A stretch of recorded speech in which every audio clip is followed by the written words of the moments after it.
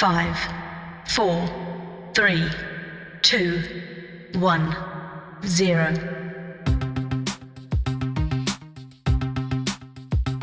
For me, it'd be to fail forward, because it's true in the beginning we weren't doing so well. We were, I think, 16th place out of 17th. But then we got the hang of it and we got better. And even though we weren't doing so well at the beginning, we got to learn from that and fix all of our mistakes. You just listened to a small piece of the conversation between Jenere, Anne, Archie and Sophia. Jenere is the middle school dean of students for Benjamin Franklin International School. This is an international American school located in Barcelona, Spain, that provides education for approximately 700 students from over 55 different nationalities. On behalf of BFIS, Jenere is here with her colleague Benjamin Farmer and their students Archie, Anne and Sophia. My name is Ronald Scheer from FRC Team Rembrandts in Eindhoven, and I hope you will enjoy listening to episode number 30 of the podcast series for the First Tech Challenge Benelux. Well, hi, I'm Jenere, and I am the middle school dean of students at the moment for BFIS, which is in Barcelona, Spain. And I am with Archie, who is a team member. Hi, Archie. Hello. Hi. And Sophia. Hello. And Anne. Hi. And so can you guys tell me a little bit about what you are doing here in Delft in the Netherlands? Well, we are here for a class of robotics, and we decided to sign up for the competition that we just had right now. Okay, great. Girls? Yeah, it's called the First Tech Challenge. Great, good, okay. So I'm here with my colleague, Mr. Benjamin Farmer, who has actually been hired on to our school, brand new, this year as a Lego robotics teacher, engineering and STEM. And so are one of you able to tell me what your school experience has been like now that we have a robotics opportunity at our school available for you? What has changed, or what are you excited about now having this a part of your school program?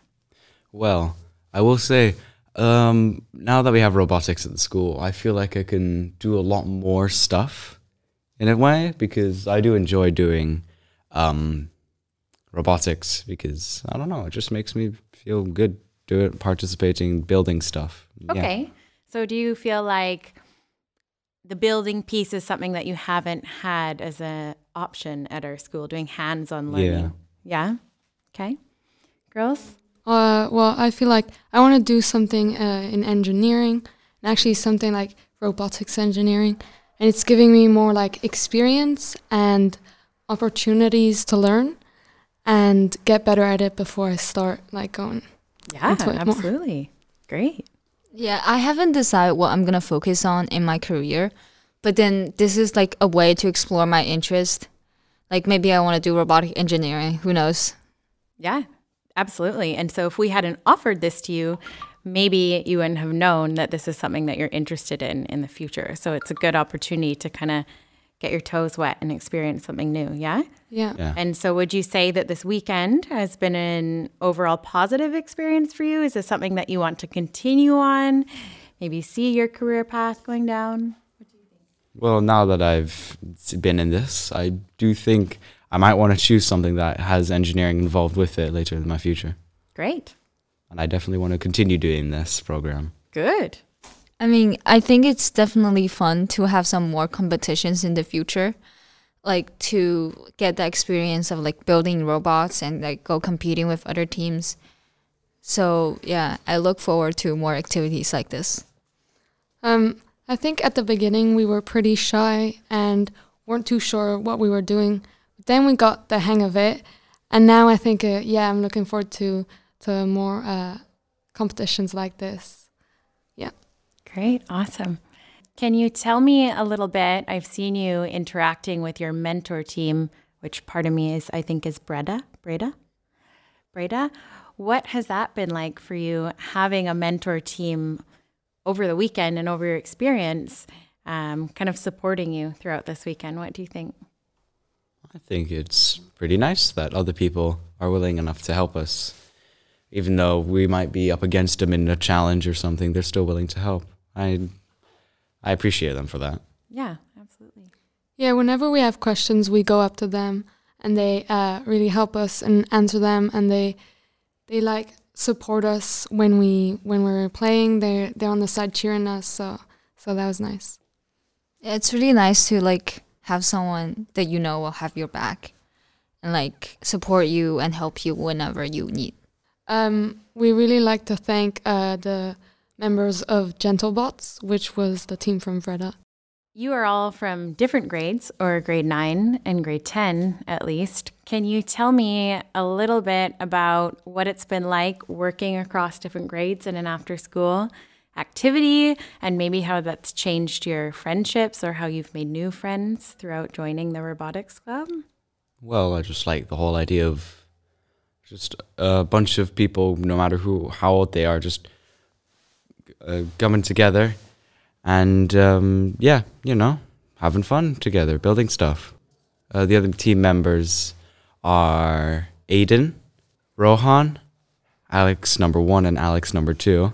There's also Sasha, and then there's other team members, but they weren't able to come here because we had a restricted number of people. But there's Vigo, Fen.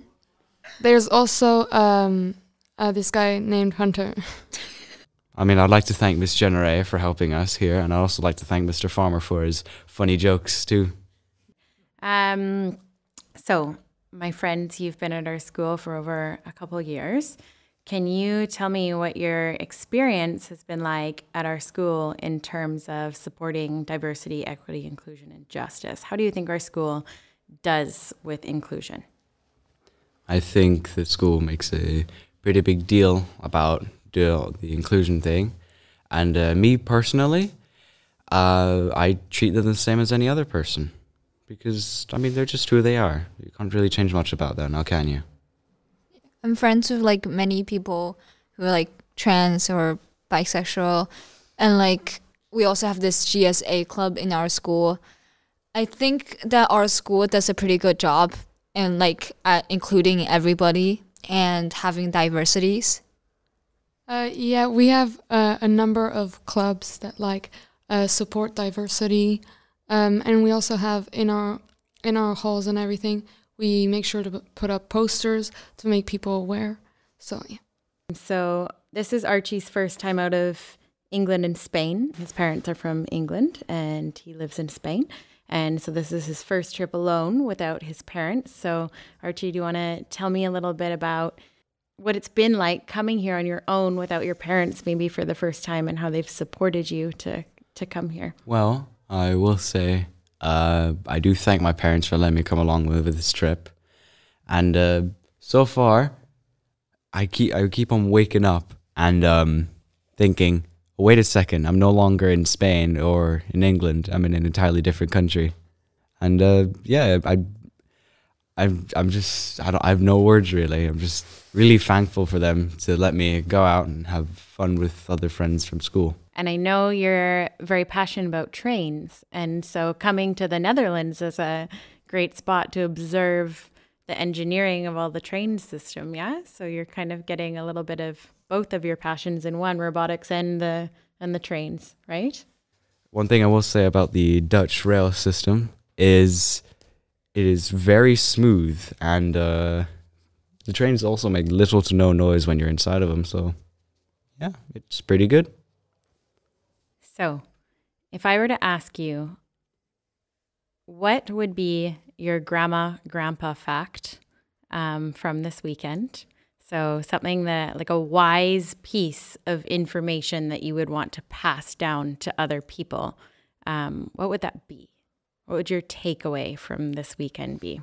Well, I've heard this been saying a lot, but it really does mean a lot to me, which is no matter if you win or lose, it's always good to have fun while you're doing it. And yeah. Absolutely. For me, it'd be to fail forward, because it's true in the beginning we weren't doing so well. We were, I think, 16th place out of 17th. But then we got the hang of it and we got better. And even though we weren't doing so well at the beginning, we got to learn from that and fix all of our mistakes. For me, it's like kind of make the first step, because I was pretty scared to like go on a country with my own, like without my parents. And I was like worried, like, what if I accidentally lose my passport or something like that? But then like when I'm here, I feel it's like fine. You just have to make the first step and then you'll be fine. To wrap it up, I would like to thank Sophia. I'd like to thank Anne. I'd like to thank Archie and of course Miss Sharonay for giving us this opportunity of recording this podcast. And also a big thank you to our audience for listening to our podcast today. And to Ronald for letting us have this opportunity. Our team name is Thunderkites. You can find us in like Instagram at Thunderkites_21651. And thank you for listening. All right, that will be all. Have a good day, and we will see you next time. Goodbye.